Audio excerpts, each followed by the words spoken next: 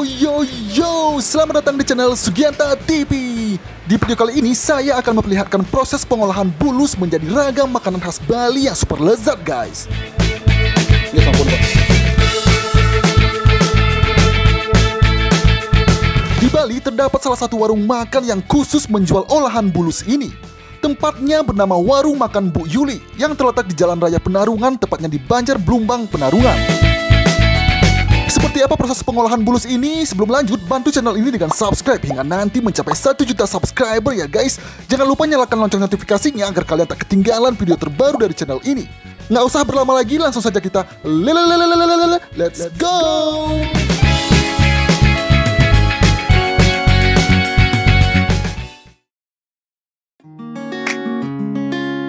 Dan seperti inilah penampakan bulusnya, guys. Bulus ini memiliki berat 5 kg dengan lebar 30 cm dan panjang 60 cm. Dilansir dari Wikipedia, bulus atau Amida cartilaginea adalah sejenis labi-labi atau kura-kura berpunggung lunak, anggota suku Trinidae. Disebut berpunggung lunak karena sebagian perisainya terdiri dari tulang rawan dan tempurung punggungnya atau kerapas dilapisi oleh kulit tebal dan licin. Dalam bahasa Inggris, hewan ini dikenal dengan nama Asiatic Soft-shell Turtle atau Common Soft-shell Turtle. Sementara dalam bahasa Bali disebut kekul. Sekilas hewan ini mirip seperti penyu ya guys.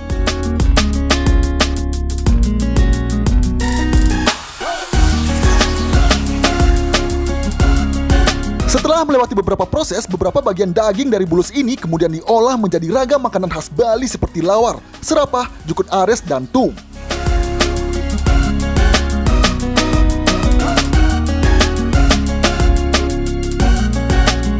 Dalam membuat lawar, bagian daging yang digunakan adalah bagian tempurung punggungnya atau kerapas yang lunak dan licin. Daging bagian ini kemudian dipotong memanjang seperti ini guys. Setelah selesai, daging kerapas yang sudah dipotong ini kemudian dicampur dengan sayur kacang panjang, nangka muda, parutan kelapa, dan bumbu.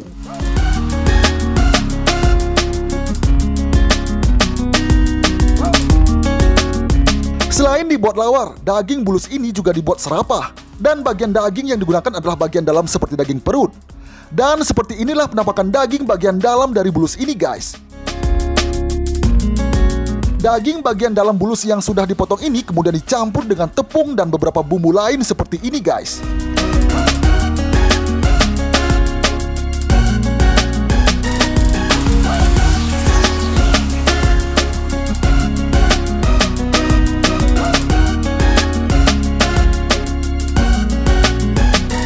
Daging bulus ini juga diolah menjadi campuran daging kuah ares dan tum seperti ini.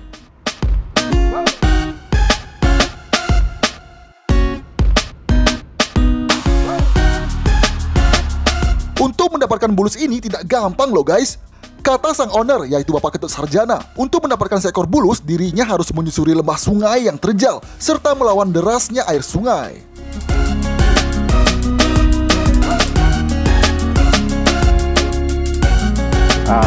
Om Swastiastu, tiang Pan Yuli Masli Ketut Sarjana, Blumbang Penarungan. Tiang mulai bisnis empas niki sampun 15 tahun. Tapi make kendala niki karena bahan niki sulit. Dan dapat beli di pasaran niki, ampun barang langka. Niki tiang artinya ngarah langsung niki ke lokasi hampir ampun seluruh Bali. Di samping nikau wenten sane makro mriki tiang beli sesuai dengan berat barang.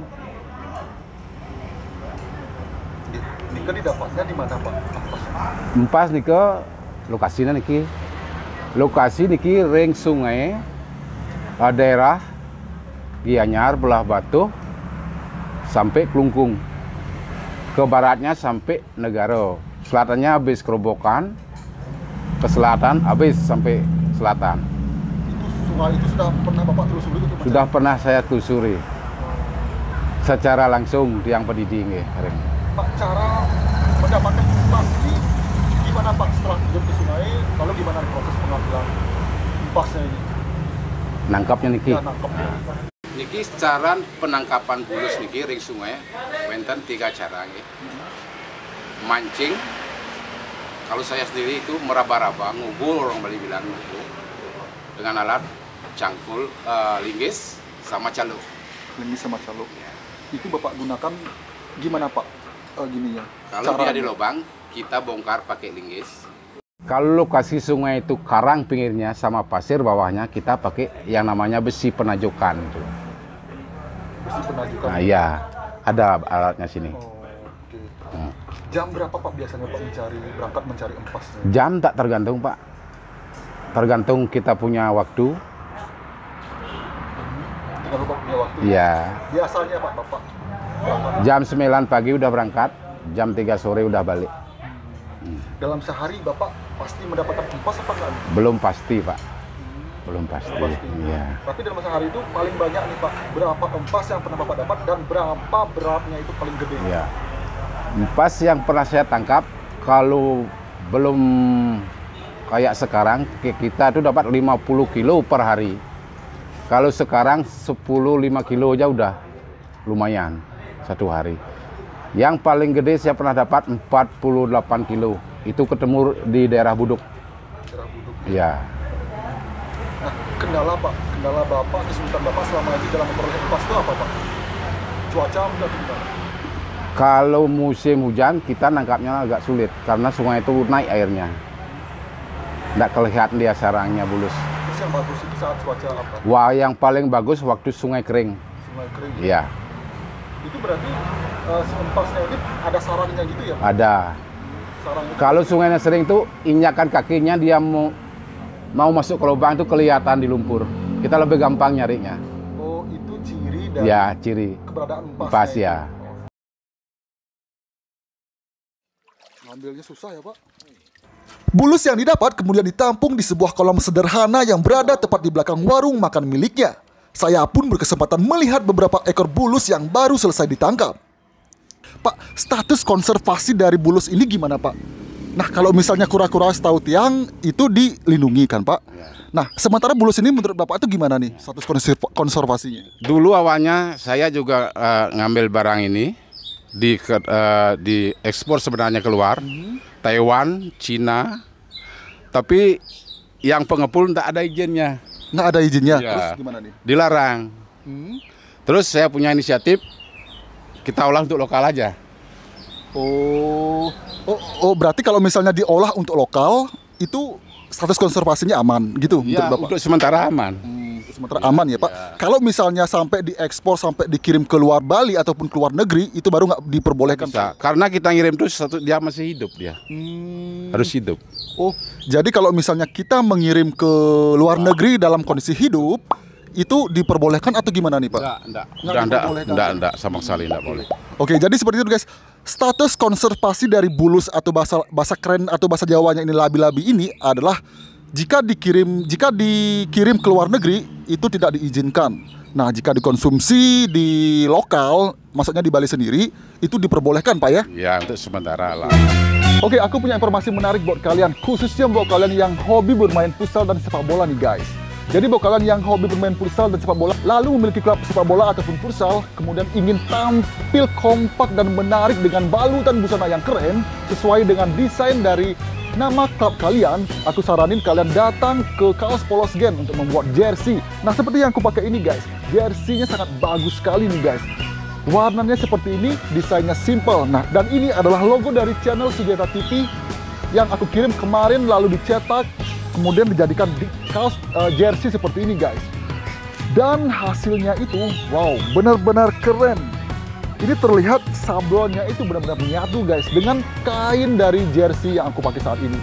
Jadi buat kalian yang saat ini bingung dan ingin tampil menarik dan kompak sesuai dengan nama klub dari kalian, kalian bisa datang dan buatnya langsung ke Kaos Polos Gen. Untuk masalah harga jangan khawatir, harganya sangat terjangkau dengan kualitas baju yang tidak mengecewakan tentunya.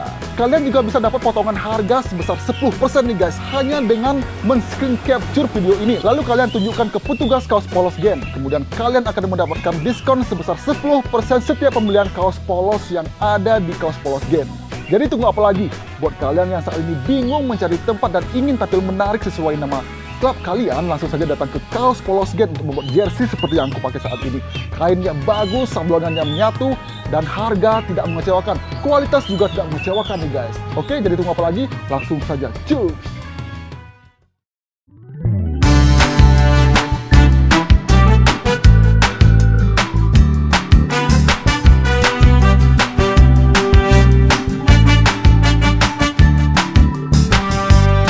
Untuk pengolahannya sendiri Pak, dalam sekali jualan nih Pak, dalam sekali buka warungnya Bapak itu menghabiskan berapa ekor bulus atau labi-labi ini? Kalau sebenarnya sebanyak-banyaknya kita sajikan sebenarnya sih habis.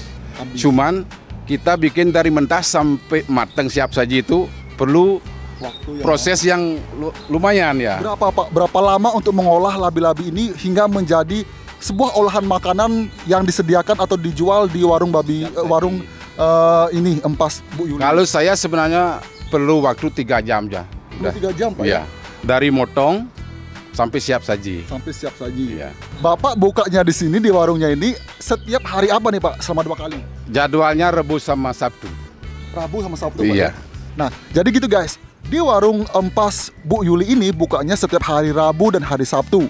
Itu alasannya karena susahnya mencari bahan baku empas ini sendiri. Kalau penyu kan ini kuku nggak ada dia. Kalau ini? Ini ada kukunya. Punya kuku kan, ya Pak? Dia, Oke. Makanya tumbuh dia 3, namanya tribulus dia. Oh. Kalau 4, empas. Oke.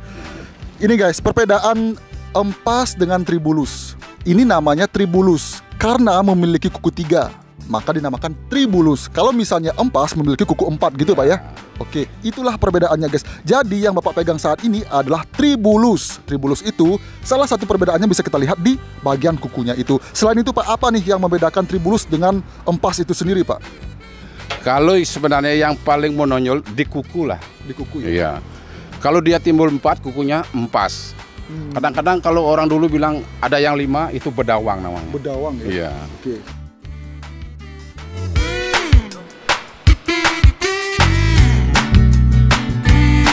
Selain bulus hidup, saya juga berkesempatan melihat tempurung bulus yang sengaja dibersihkan lalu dijemur di pagar rumah Bapak Ketut Sarjana.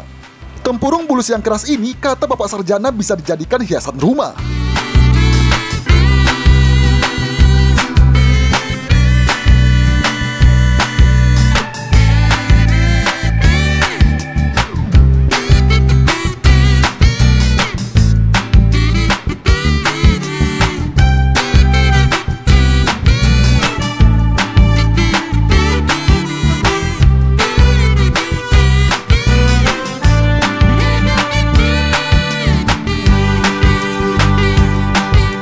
Kemudian saya yang penasaran dengan rasa daging bulus ini memesan menu bernama nasi lawar empas.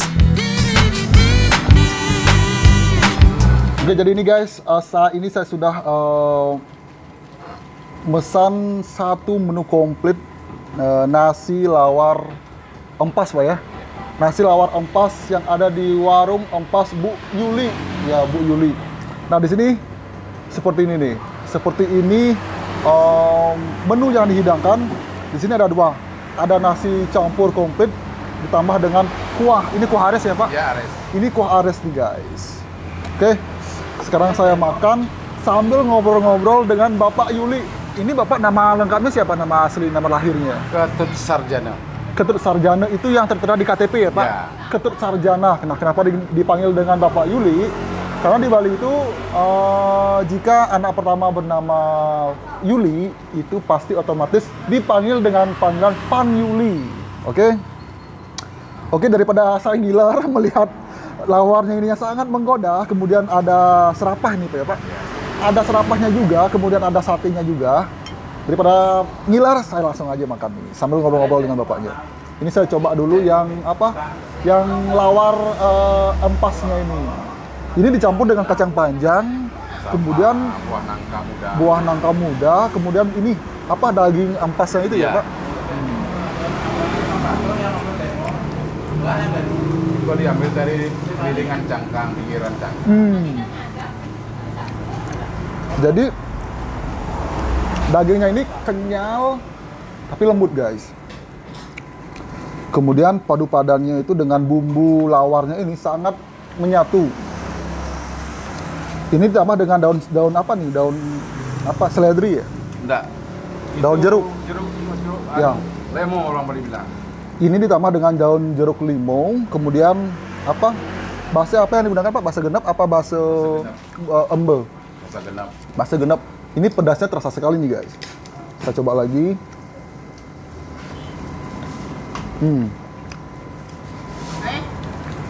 Tingkat kematangan sayurnya itu pas, tidak terlalu empuk. Dan kelapa yang digunakan, parutan kelapa itu tampaknya dibakar dulu ya Pak? Parutan kelapanya itu dibakar dulu? Enggak. Langsung aja. Direbus. Ini saya santap berbarengan dengan nasi.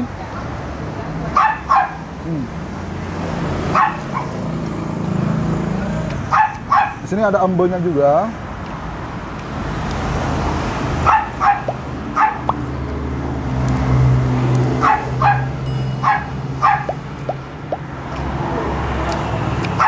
Nah, ini serapah. Ini daging yang bagian mana, Pak?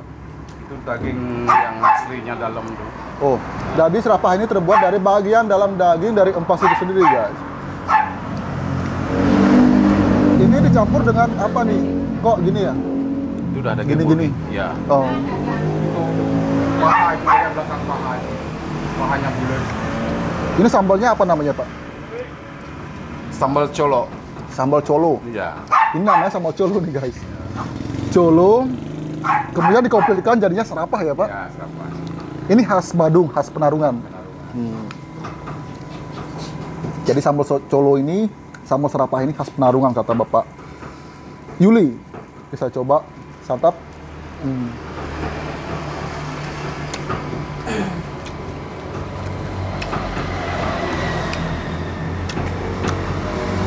Daging dalamnya berserat ya, Pak?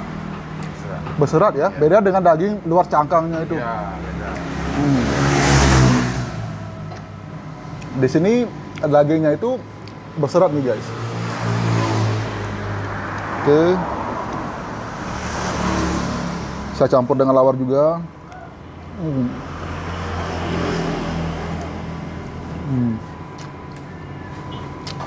Lawarnya segar banget nih. Karena ada campuran limau di dalamnya.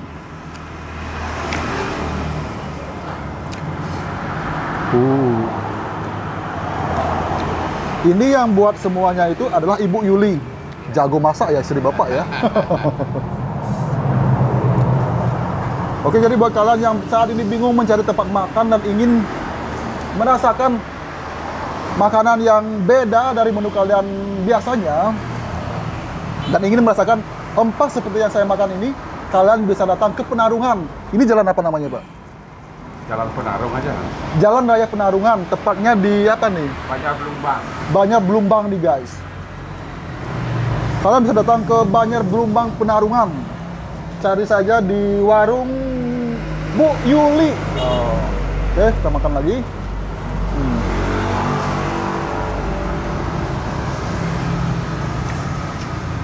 Saya sip kuahnya.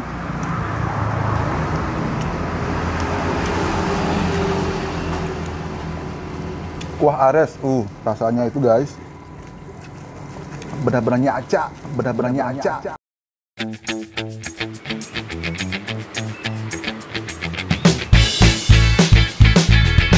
Demikian video untuk kali ini. Terima kasih buat kalian yang sudah menonton video ini hingga menit terakhir.